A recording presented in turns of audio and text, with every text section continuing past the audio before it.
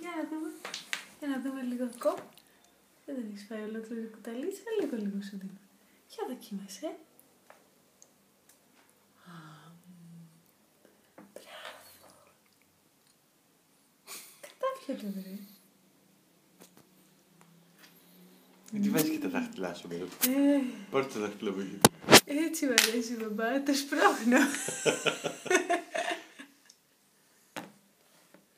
Είναι ωραίο. Έλα, θέλεις κι εσύ. Έλα, πάρ' το κουταλάκι σου. Πάρ' το. Έλα, Μάρκο, πάρ' το κουτάλι σου. Κάτσε να σε φτιάξω λίγο, να μην μας πέφτεις. Έλα, για πάρε το κουτάλι σου εσύ. Α, είναι... Α, δεν τον έχεις θέσει.